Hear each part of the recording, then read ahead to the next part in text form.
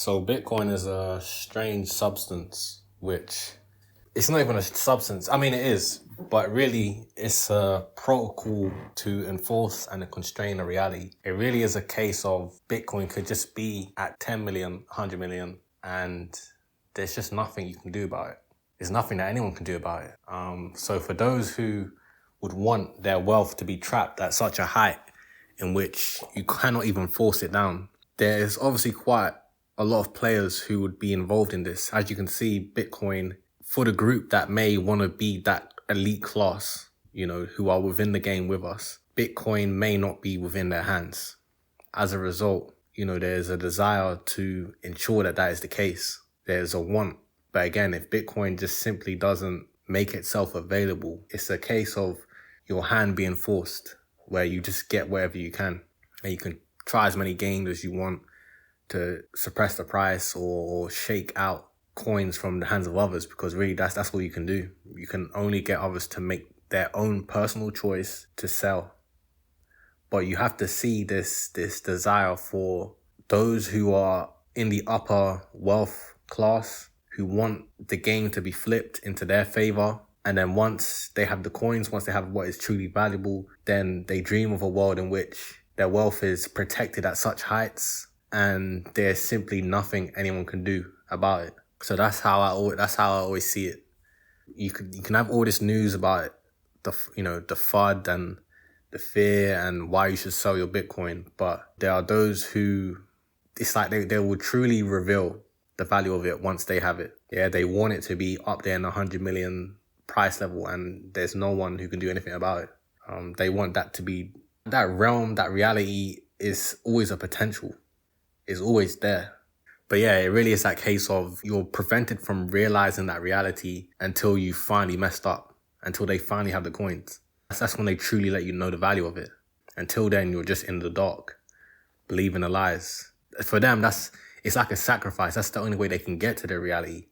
If there's only 21 million coins, they need X amount. That's the only way they can get to their reality, by a sacrifice. By those making that decision to sell or not to buy based off of information, based off of fear. That's the only way they can get to their world.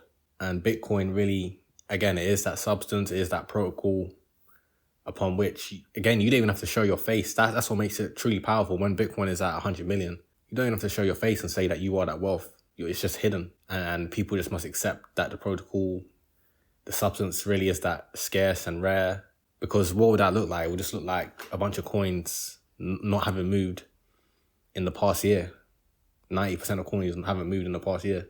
Because that's really the entity who, wants it to be their wealth, but they just don't have to move it anymore. It's staying there within their control for X amount of time, 100 years, for as long as they need to.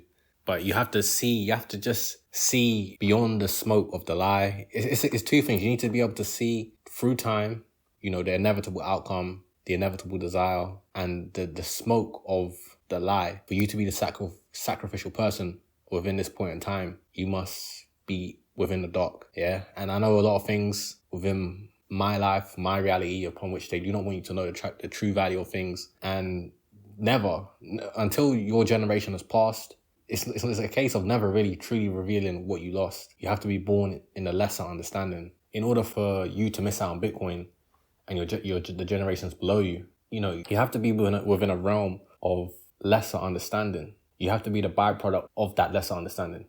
Because there'll be those who will be here 50 years from now, born into this world, and Bitcoin will just be this thing that always existed. As a matter of fact, there's people here who that's the case. Just like the internet, it's just you're in the realm of lesser understanding and the new use case within a higher layer within that technology. But really, you're in a realm of, you would be in a realm of lesser understanding.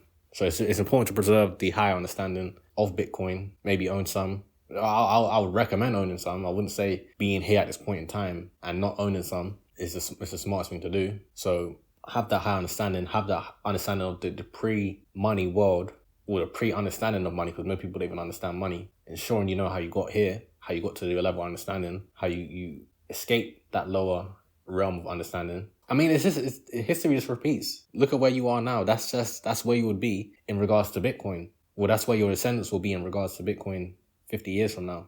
The way you have this lesser understanding of money now is the way, and by then it will be 100 million, it will be 200 million, it will be 300 million. You'll be in the realm of sats or microsats. That's just sad when we say, oh, we're gonna extend the decimal places, okay, because Bitcoin will be too expensive. That's a sadness, okay. Where you're so poor, we're now past 8 decimal places, so that you can utilize this network, even if you even get to use the base layer. But yeah, and that's the real key thing. You just have to see it, that trick being pulled off. Bitcoin's at 100 million, and it's when you don't own any. It's when you fell for all the lies, you fell for the mirage, the smoke, the thing that was meant to obscure your vision. And now you see the reality. Now hindsight is 2020, and you truly understand this is a scarce asset that no one has any control over. And we just found out how scarce it really was.